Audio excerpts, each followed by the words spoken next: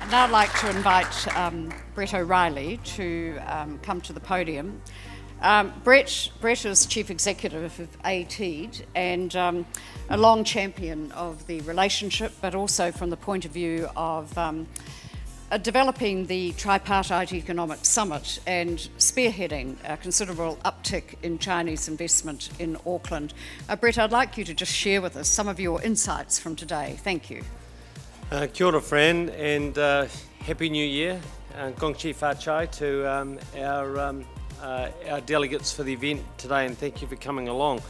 I think Simon Draper probably summed it up when he talked about the evolution of the Lantern Festival, and in many ways I see the Lantern Festival almost being a proxy for the relationship between New Zealand and China.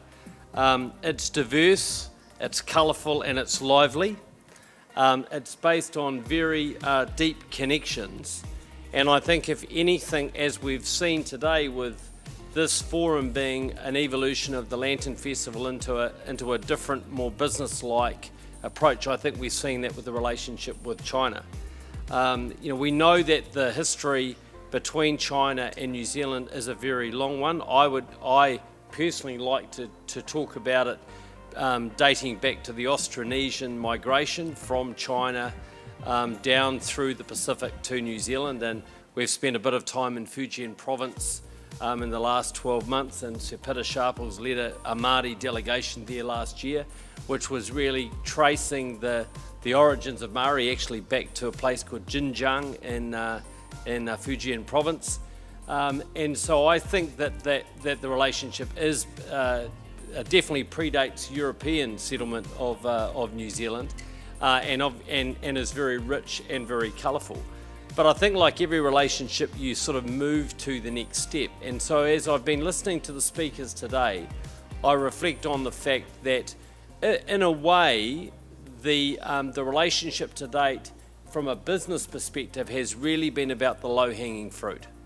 We have seen investment and business take place in the areas where you would naturally expect it to happen, but now there's an opportunity to take it to another level. One of the challenges for New Zealand is we're a small economy and we're quite a fragmented economy. There aren't many industries where there are large companies by international standards. So when you look at an area like marine, for example, we have a lot of intellectual property and a lot of experience in marine, but if you wanted to partner to establish a relationship between China and New Zealand in marine, pretty hard to find one company, maybe even pretty hard to find half a dozen companies that would actually represent all of that intellectual property.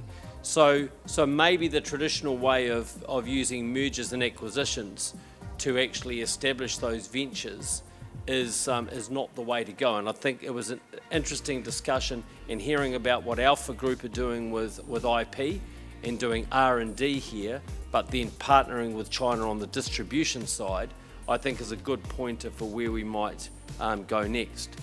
I think one of the things that I'm encouraged about is the investment that the government is making in deepening the relationship. So one of the, some of you may be familiar with the expression of interest process at the moment around the Centres for Asia Pacific Excellence, one of which is focused on North Asia. And I think it is about, we have a tremendous richness of the relationship that's based on that history, but also on the fact that we've had a steady stream of young Chinese coming here and being educated here as students, and they've actually created a fantastic entrepreneurial class between that is based either in Auckland and New Zealand or increasingly back in China.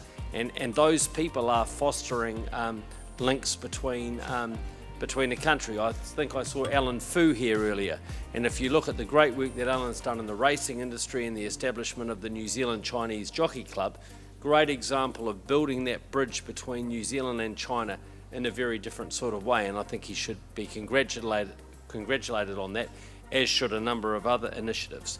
So I think it's about thinking about how we take that relationship deeper. How do we get more young New Zealanders studying in China? How do we get more cross-cultural understanding? There was a lot of comments. Kenneth made a good point about, there are a lot of differences between how we conduct business in both countries. I've had the benefit in my career of working in China quite a bit, and so that relationships are very important. New Zealanders can be very good at that when they take their time, and don't feel like they need to rush into that. I think the final piece that I'll just say before maybe we have a bit of backwards and forwards and obviously some questions, is that China is a very sophisticated economy, and I don't know that's always appreciated from a distance. I thought Matthew's presentation was fascinating. Matthew and I were talking just before we started the forum today, and I said, these days, before you give someone your business card, you ask, are you on WeChat? And 3 years ago, none of us did that. So that shows you and that's not just with people who are in China, that's people everywhere, because as we know, WeChat is a global platform. So that's an example of how quickly that has changed. And so understanding just that tremendous change that's happening, the dramatic increase in e-commerce that's being driven globally by Alibaba and WeChat and others, I think is pretty phenomenal. So I think the relationship has never been better and never been on a better footing. But I think the challenge for all of us is now, how do you take that to the next level, which will actually require a different form of hard work than the work that we've done. What I will just say in closing my remarks is I'd just like to pay tribute to the business people, many of whom are in this room, who have helped pioneer that relationship. Because I know it hasn't been easy for some of the Chinese companies coming into New Zealand, and I know equally it hasn't always been easy for New Zealand companies going into China. But someone has to be the pathfinders around that. We've been fortunate that we've had people like David Mann and Fran and others who have helped husband a lot of those relationships, along with our outstanding New Zealand government team that have helped make those relationships come together, and that whole New Zealand Inc. approach. But it's going to require a different form of hard work and a different form of connectivity to really take the relationship to the next level and capitalise on what I think the opportunity is. The numbers look great today. I think the numbers are going to look even better in 5 years' time if we do the job as we know we can. Let me just add some reflections of my own too, Brett's. What I took out of this was interesting, and it comes back to the comments, probably starting with Rebecca Needham. I think Rebecca introduced some new realism into the discussion about China and New Zealand. She put forward that maybe the space is a bit crowded, that favoured relationship we've enjoyed for many years with China is going to require a little work and political creativity, as she put it. But she also put out there that just expecting to export milk powder and have tourists come here is not going to be enough. We need to be thinking of those high-value industries. And that's quite a challenge. It was kind of underpinned later by some of the other comments as well in the investment panel, where people talked about, in particular our friend from Beijing Capital, about the problems that people experience in New Zealand and the commonality with Beijing. And that was the housing price, and it was the issue over travelling, getting around, and also the queues at the airport. So, but not the bad air. But these are sort of perceptions. So we do need to be careful of perceptions, that they don't actually deter interest over time.